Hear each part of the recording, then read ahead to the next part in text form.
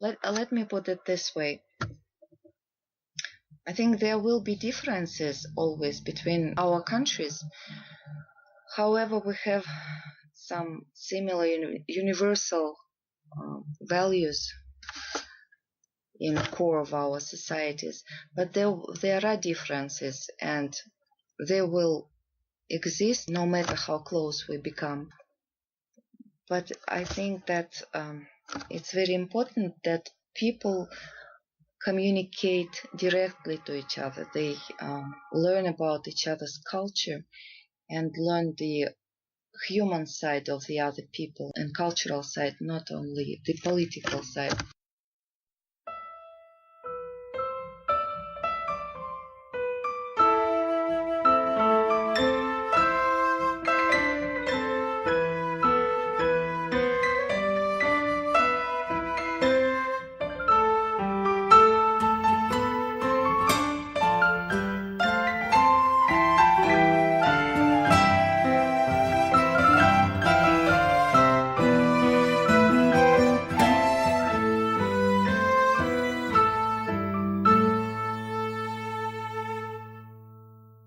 The melody of the song we just played here is the extent of many people's understanding of Russian culture. It's the tune played behind most games of Tetris, and if I'm being honest, I didn't want to use it at all in this episode due to its ubiquity. Still, it's just as recognizable, if not more, by Russians because it's an actual folk song called Korobaniki, which is a huge part of their musical heritage. So big that when the Henhouse Prowlers performed with the Russian band Izumrud for Russian audiences, it was one of the songs they suggested we learn. It turns out that a Korobaniki was a person that sold trinkets at a market in the 19th century across Russia. The song tells the tale of one of these merchants waiting excitedly for a girl that he's fallen for to show up to the market and hopefully buy something from him so he can flirt with her. Hearing the English translation of this love song and seeing it resonate with Russian people made it so much more meaningful than the tinny music to an 8-bit Game Boy game. I'm hoping that this episode of the Bluegrass Ambassadors podcast might serve as a similar window into Russian culture. As of the publishing of this episode in 2019, it's a difficult time to be talking about any connection between the US and Russia.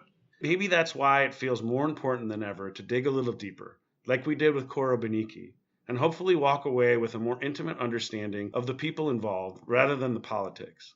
We'll be introducing you to our friend Yulia, who was our host in Mother Russia, a woman tasked with keeping 4 unruly bluegrass musicians in check on a crazy journey across her beautiful country. She introduced the band to what life is like in a place we only hear about in the news, answering all of our questions and dispelling many of our misunderstandings. I hope maybe hearing this interview might do a little bit of the same for the people listening today.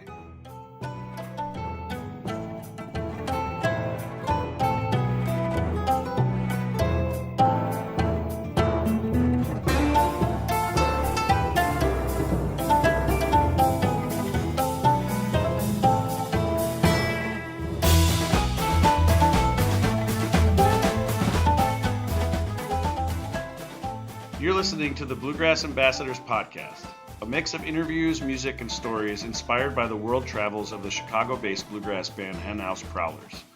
Bluegrass Ambassadors is a 501c3 nonprofit organization that uses American folk music as a foundation to bring cross-cultural education into schools all over the world, focusing on the commonality we all share as human beings no matter where we're from. If you're interested in the kinds of programming we do at schools and festivals or want to donate to help us grow, please check out bluegrassambassadors.org.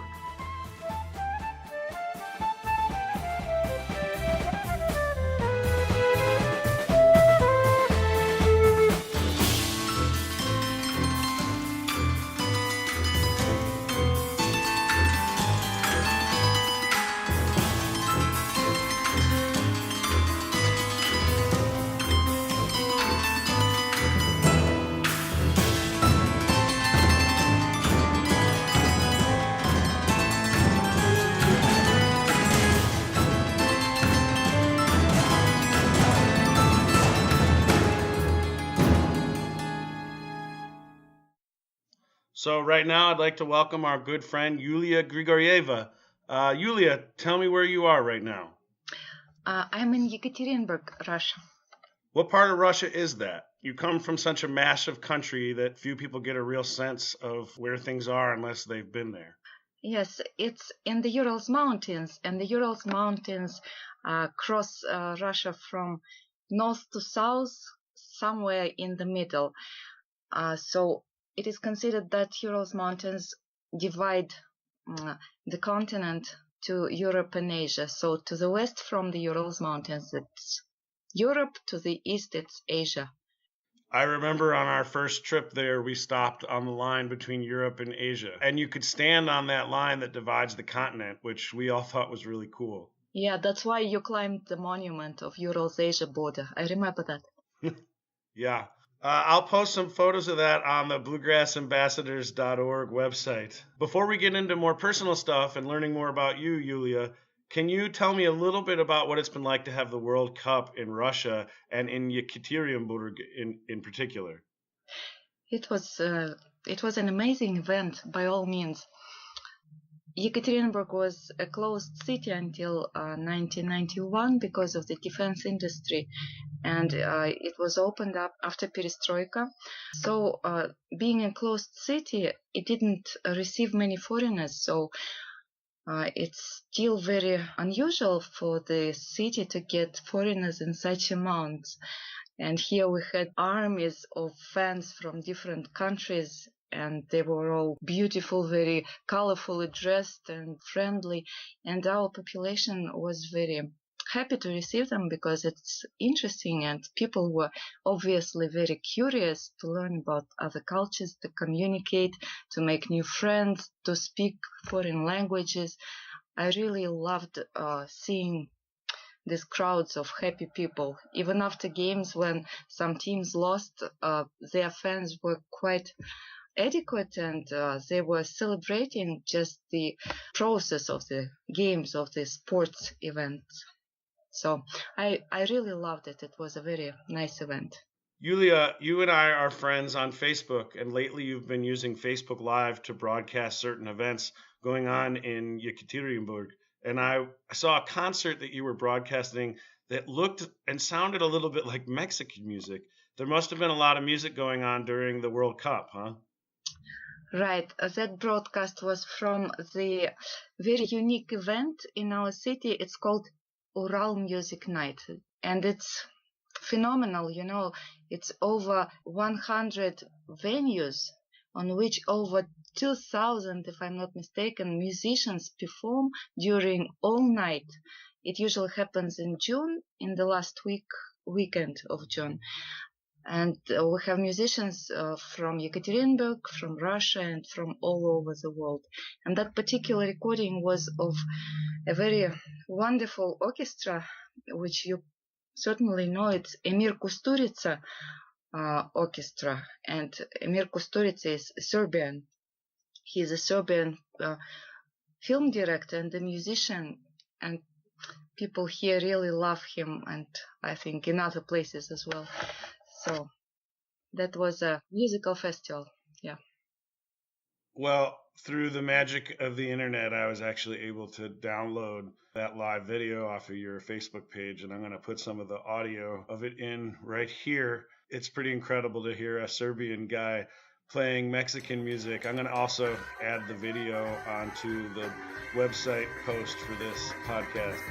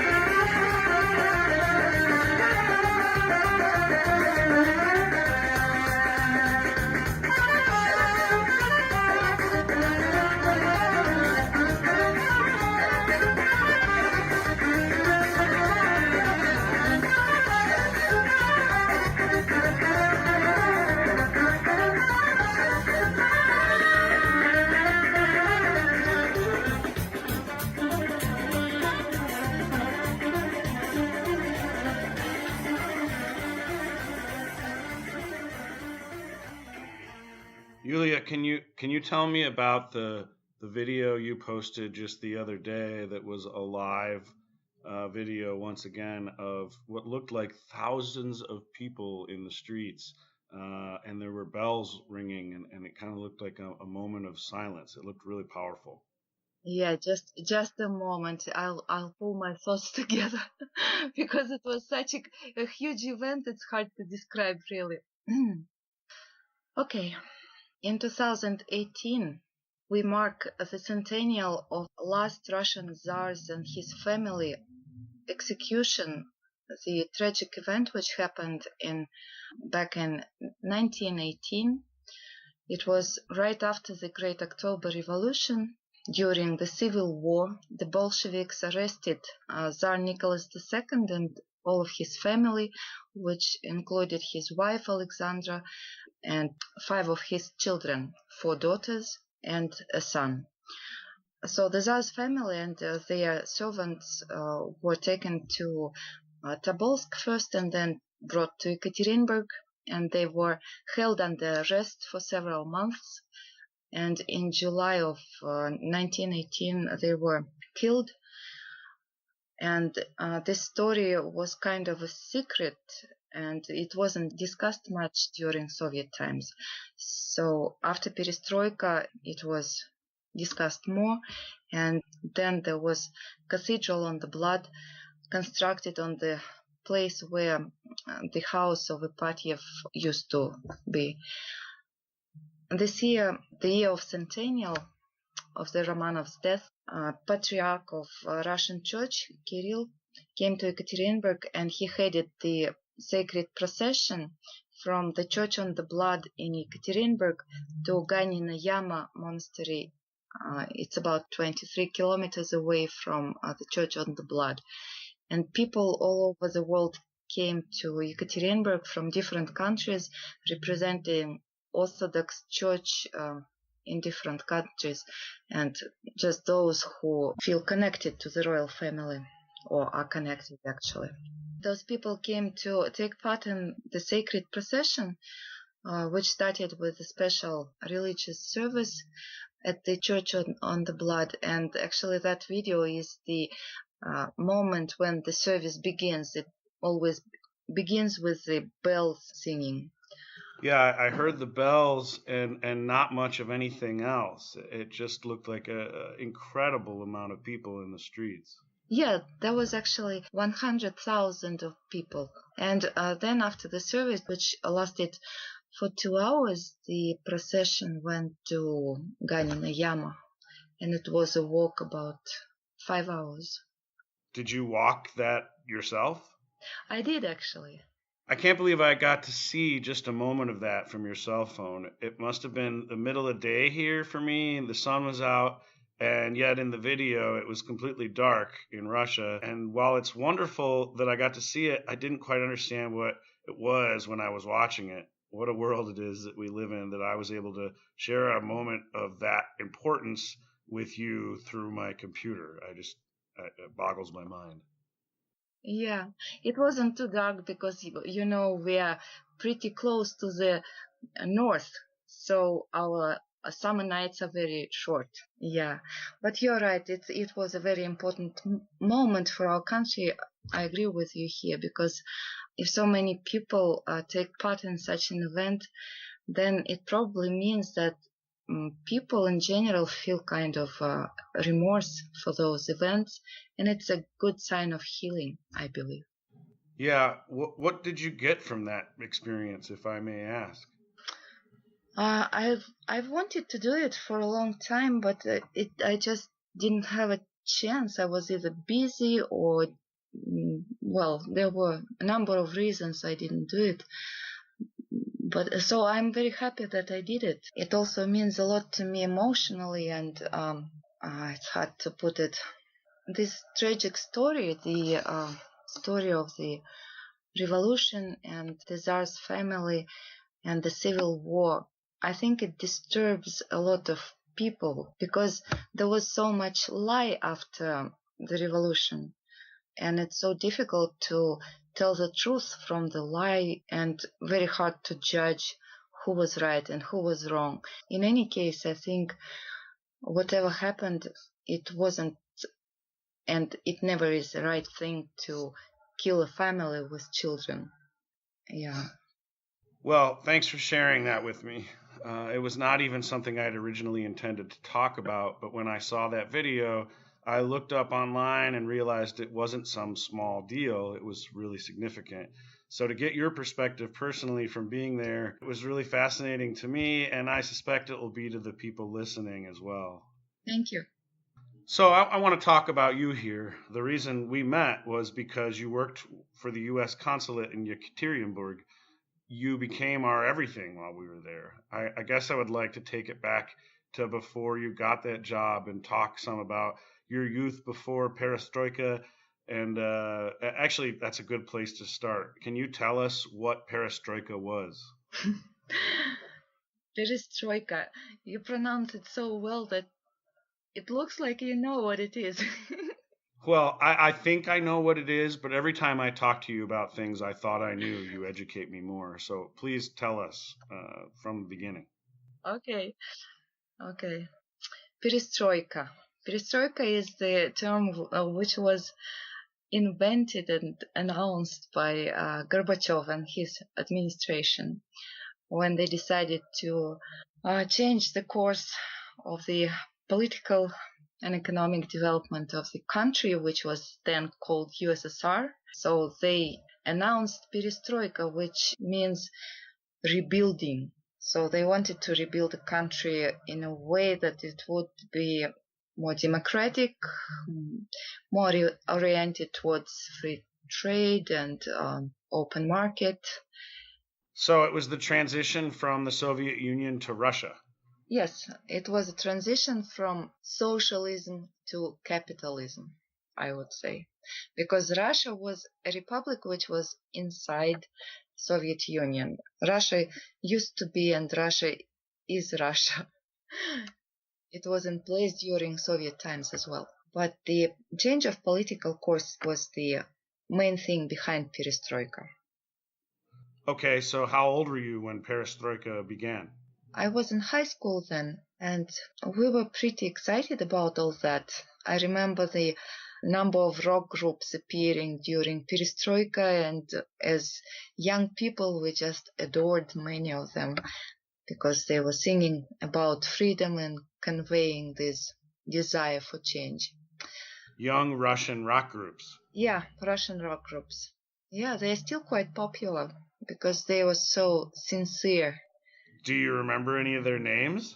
Yes, of course. It's mainly Kino, DDT, Aquarium, Alisa, Nautilus, Pompilius, many of them. Okay, I can't resist. I'm gonna play some Nautilus Pompilius here. I found one of their songs online. Круговая порука мажет, как копоть. Я беру чью-то руку, а чувствую локоть. Я ищу глаза, а чувствую взгляд. Где выше голов находится зад. За красным восходом розовый закат.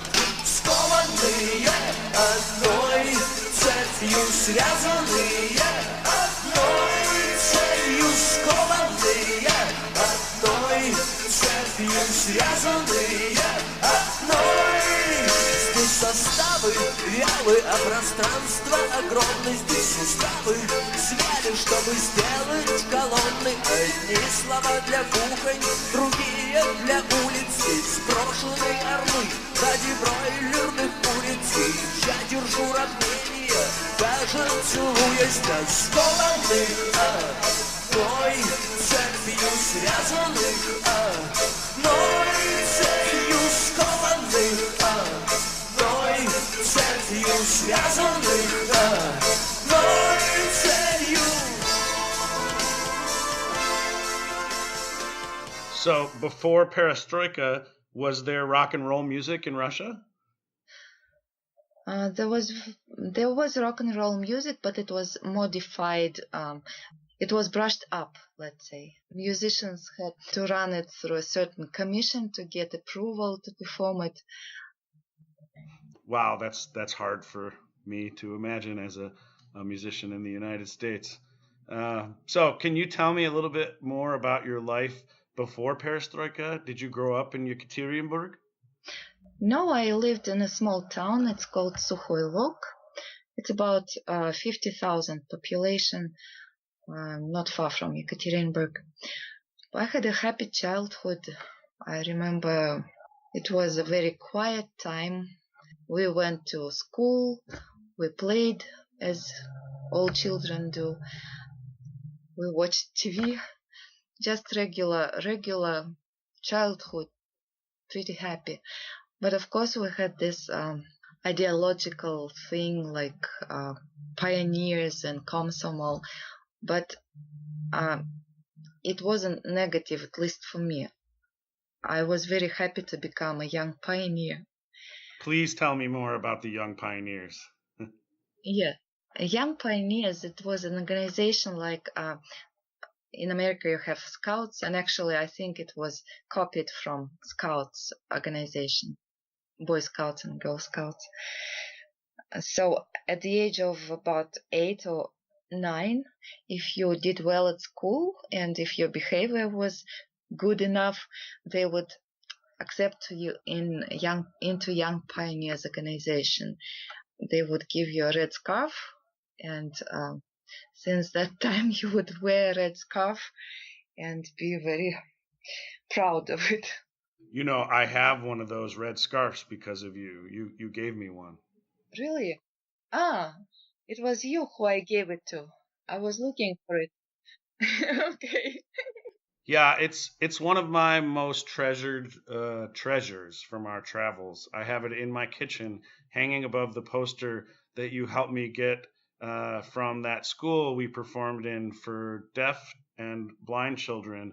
The poster was actually celebrating I believe the 75th anniversary of the end of World War II. It's no good. It's in the kitchen. No, you have to wear it, Ben. Okay, I'll send you a picture of me wearing it, but I need to figure out how to properly tie it. No, send me a video of you wearing it and walking into a police station. Okay, I'll see what I can do. Okay. So, was there a song that the Young Pioneers sang? Or a pledge? I think the Scouts had a pledge that they would say out loud. Yes, definitely. There's a pledge, there's a motto, there's a song, there's everything which supports ideology. No, I mean, seriously, it was very effective. Yeah, because the communists, they got rid of any religion. Religion was prohibited, and maybe you know that in the 20s and 30s and 40s, the priests were heavily repressed. A great numbers of them were just killed. Many of them were sent to labor camps. But the authorities had to replace it with some ideology, so they invented this Young Pioneers and Komsomol members, and they did a very good job in supporting it with all the elements to be effective. So I'm going to play a little bit of the Young Pioneers song here, but in the notes and on the web page and the post for this podcast on our web page, you should go and look at the video of this song, but also I think more importantly, there's this incredible video from the 1950s of the Young Pioneers speaking the pledge, and it's translated into English, and it's one of the cutest and more surreal things as an American to see, and it's pretty fascinating. Check it out.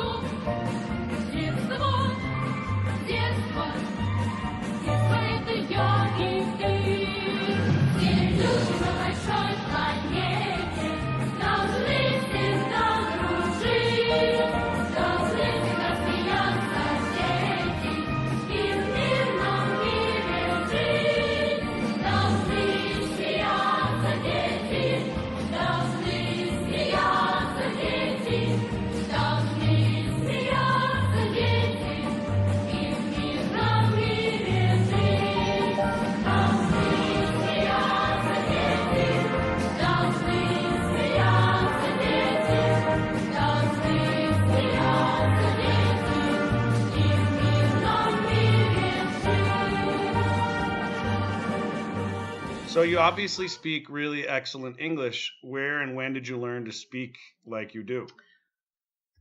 Thank you. I actually am always learning to speak English, and I think I will never make it perfect. But anyway, I'm very grateful to the university I went to. It's Ural's Pedagogical University. Well, the right name is Ural State Pedagogic University. I went to the Foreign Languages Department and studied there for 4 years. I am supposed to be a teacher of English. You didn't start studying English until college? I did actually. I started learning it at school. Yes, at school we had English twice a week. In high school and in middle school, but it wasn't of a very high level. So the real learning started at the university when we worked a lot to learn a language. It's a pretty good school. And was 4 years a good enough amount of time to give you a foundation to build upon? Yeah, it was a good foundation, of course, but then the practice came with my work at the American consulate, and it helped a lot too. Yeah, I really want to get to that, but do you have any more stories or anecdotes about your life during Perestroika that you think people might find interesting? I remember some of the stories you told me, but I wonder if anything in particular pops into your head. Not really, but if you remember about something, you can ask me, and maybe I will remember. Well, I know you mentioned there were some difficult times, and maybe I'm not remembering it completely, but I thought I remember you telling me stories about being in a university and not necessarily feeling safe. Yes, that's true. Yeah, yeah, right. So the perestroika started very, let's say, idealistically. People believed that if the country changes the course to democracy, it will be all roses, you know. But it happened that after some time, very short time actually, the country got into complete chaos. There was nothing in the shops. There was a chaos in general management of the cities, and people just didn't feel secure. There was a lot of banditism actually. So when I was Banditism? You mean like thievery? like, yes, both, there were a lot of thievery, and what do you call it? Was there violence? Violence. Yes, exactly. Yes, there was a lot of violence. Um, there were criminal groups which were fighting each other, and a lot of young people died then, just because there was no rule of law in place. It was from mid to late 90s. And it was quite scary because those young people were of almost the same age as me and my friends. We studied at the university, and they were maybe from less privileged families, and they couldn't have good education and go to university, so they were in the streets. And then because of chaos, they had access to weapons, and they tried to do illegal business. It was very hard and scary time. So that's why we appreciated it when after the perestroika, when Vladimir Putin came to power, there was more order after all this chaos. And So was Putin the first leader after Perestroika? yes, during perestroika it was Boris Yeltsin, and then it was Vladimir Putin. There's actually this really famous photograph of Yeltsin visiting the U.S. during Perestroika. He was on a visit here and stopped at a grocery store, which were quite different at the time from the ones we have here. Do you know the picture I'm talking about? Yeah, Yeah, he looks like a child in a candy shop. yeah, I can see that because yeah, we also I remember the shops where there were nothing at all. You know, we have a Yeltsin Center, a new institution in Yekaterinburg. So when you visit next, you will probably want to see it. It's a museum of Boris Yeltsin and the Perestroika times, and also it's an educational center. They have an art gallery and concert space, so it's quite an interesting institution. But in the museum, they have several exhibitions devoted to life of Soviet people during Perestroika. So there's a section which is devoted to shops, to apartments, and different phenomena. Can you tell me about your memories of what it was like to go to a grocery store at that time? No, I can't remember about grocery stores, but I remember my graduation from school. I remember that a year before my graduation from school, my sister got married, and to have a dress for graduation at school, we had to color her wedding dress and remodel it a little bit so that I could have a dress for my graduation, because there was nothing in the shops. Wow. Yeah, but it was a beautiful dress. I felt like a princess. Oh, that's a beautiful story. Thanks for sharing it. Багряной зарею, и вечное солнце над миром зайдет,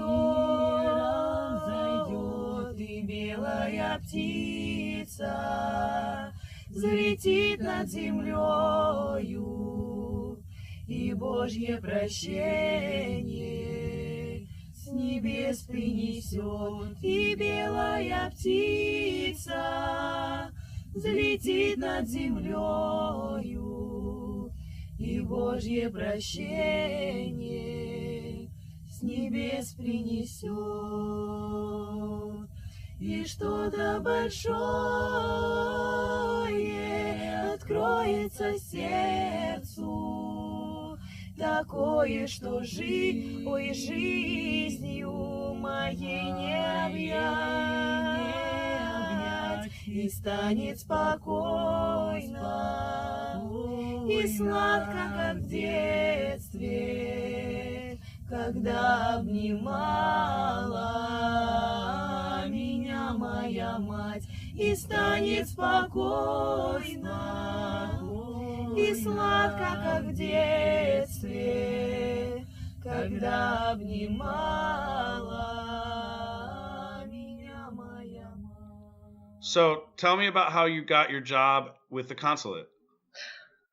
Yeah, I was at third year of the university, and my friend said that she saw an announcement in the paper, I think, that there is a competition for job at the U.S. Consulate General, which opened just a year before. It was a competition for clerk typist job.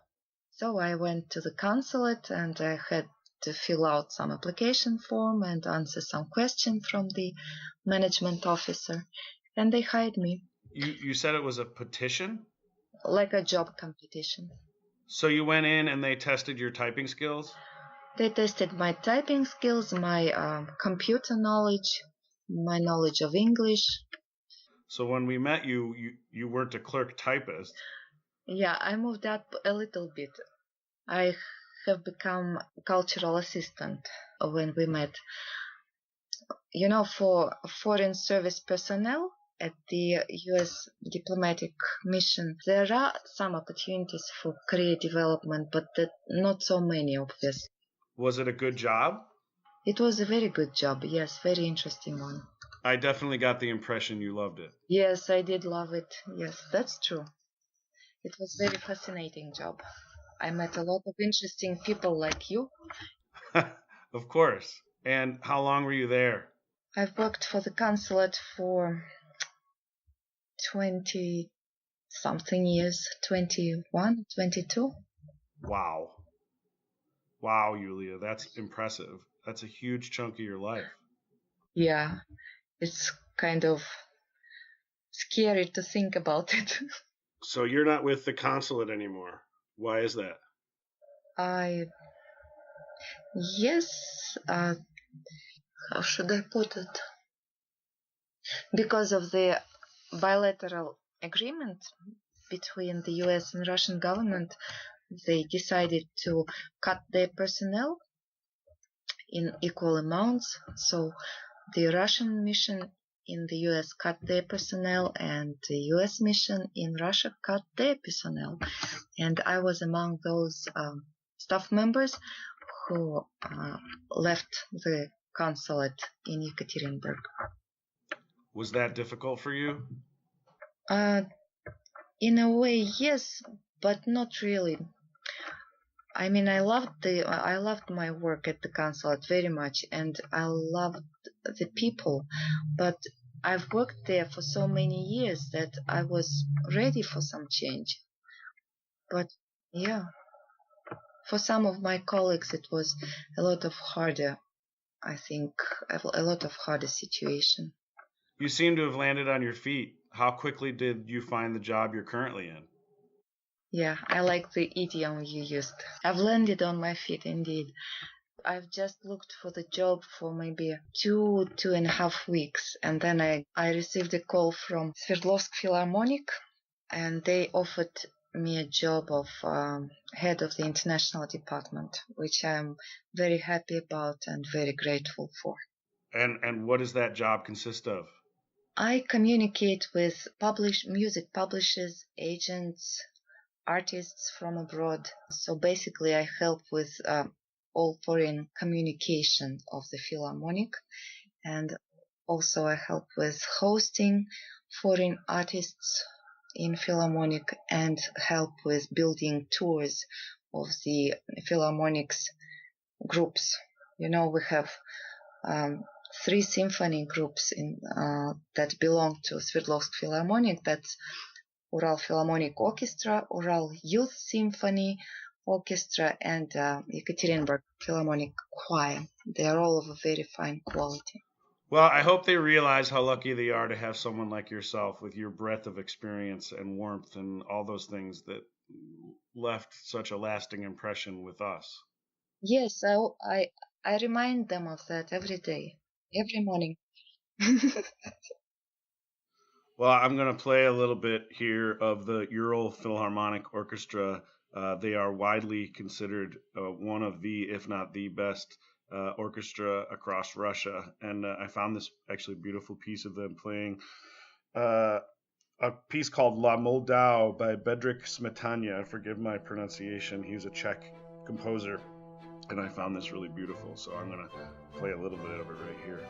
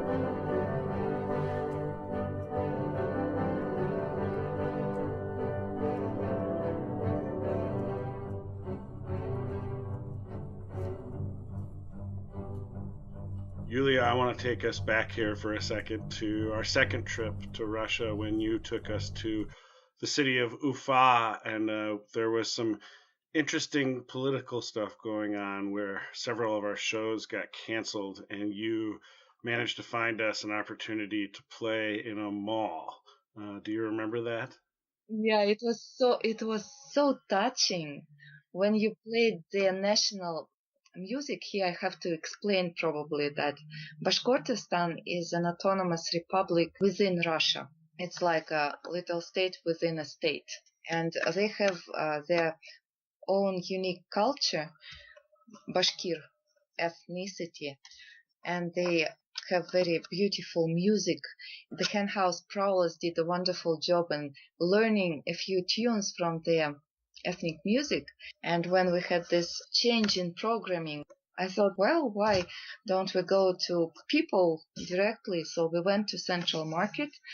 Luckily, we got permission to perform. It was very dear for me to see how those old ladies who were selling cucumbers or tomatoes would start dancing when they heard their native tunes. It was very, very nice. I really loved it. Yeah, I just want to point out that you're being very diplomatic about this whole thing. I remember those shows getting canceled, and we were kind of befuddled by the whole thing and not sure what to do with ourselves. And you said to Roddick, our driver, at one point, pull over next to this building. And you got out of the bus and walked into this big mall and came out 20 minutes later and said, okay, I found a place for you guys to play. Let's go inside. And it was this kind of powerful, frightening experience to walk in and be in the middle of this mall. We just set up and played acoustic in the middle of a mall with all these Bashkir and Russian people going about their day. And it was a beautiful moment. And I actually, while digging through my archives, I actually found a video of us playing there. And I'm going to play some audio of it here, but I'm going to upload it to YouTube so the folks listening here can actually see that moment, because it's pretty fascinating.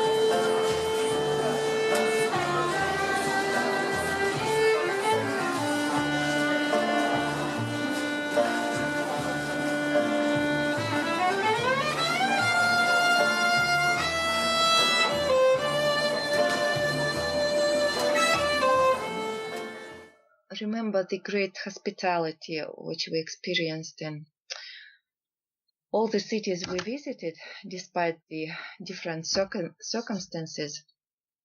I remember how warm people were in Zlatoust, for example. You performed at a venue which belonged to the main company of the city, and the company invited their workers for this performance for free, just to get acquainted with American culture and to be sort of awarded for their good work. So I loved that performance very much, and you did a wonderful job as always. Yeah, and I have this other memory when we were in Chelyabinsk, where we stayed at this hotel, and there was a young man that worked at the hotel who didn't speak any English, and he was very fascinated by us, as a lot of people were, for bluegrass musicians in the middle of Russia. And he, through you and other people that spoke English, chatted with us every morning at breakfast. And he found out that we were playing at that jazz club that one night, and he was so new to the job, and he was in kind of peril a little bit.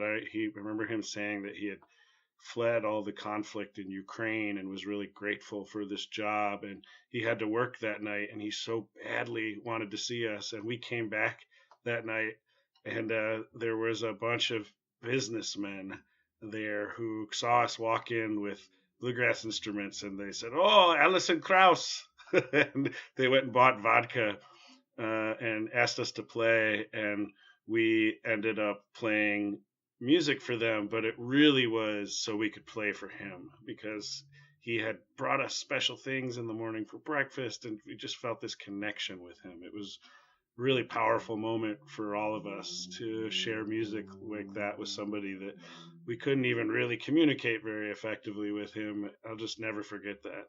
Yes, I remember. And it was so very sweet of you. And he was so happy. I remember he had tears in his eyes when he realized that you did it specifically for him. Well, Yulia, we're running out of time here. This podcast is already creeping up on an hour. Before I let you go, I'd love to get your thoughts about what is going on between our two countries. I am grateful that I have some friends in that part of the world so that when I hear the various missives on the news about what's been said there, what's been said here, that I can think about the fact that there are human beings behind the politics. But, you're in this unique place where you've worked for the U.S. government in Russia and also, grew up Russian and as a young woman saw the government change. And I suspect you probably have a unique perspective on things. And I'd love just to hear what you think about what's going on and leave our listeners with a different perspective, maybe. I'm very distant from politics nowadays, and I can't say that I regret that. I'm very involved with my current job, and I'm all in music and music management, and just somewhat don't follow the politics. But let me put it this way. I think there will be differences always between our countries. However, we have some similar universal values in the core of our societies. But there are differences, and they will exist no matter how close we become. But I think that it's very important that people communicate directly to each other. They learn about each other's culture and learn the human side of the other people and cultural side, not only the political side. Thanks so much for your perspective, Yulia. It's really refreshing and means a whole lot to hear it coming from you. I really hope that we get to see you again sooner than later. The connection that we've made across many miles and borders feels like it's going to last forever, and I surely hope that it continues. I hope so too. Thank you very much, Ben. It was such a pleasure to talk to you, and I hope to see you again too. Can I add just one more thing? I've remembered I wanted to mention it. I remember how you tried to speak Russian from the stage. It was so neat when you were trying to learn the words «Мы воришки из курятника». I just want to remind you of those phrases so that you could practice them again. That's right, folks. If you ever wanted to know how to say, we are the Henhouse Prowlers in Russian, it is Мы воришки из курятника, though I surely am still butchering it.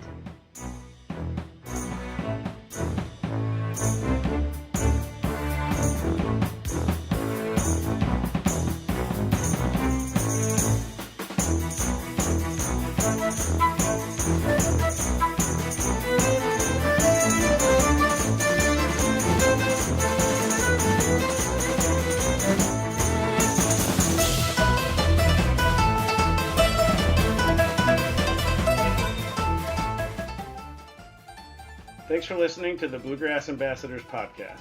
Make sure you check out our website at www.bluegrassambassadors.org, where you can read about our first international program in the Czech Republic that we funded for the first time through donations from people like you and through partnerships with a local organization there. Our next episode will be a series of interviews we did with some incredible Czech musicians, teachers, and locals that we're really excited about sharing.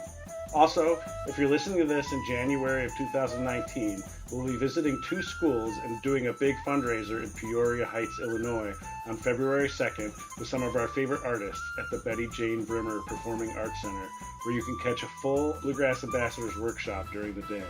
Happy New Year, and we hope to catch some of you at that event or at a Henhouse Prowlers show.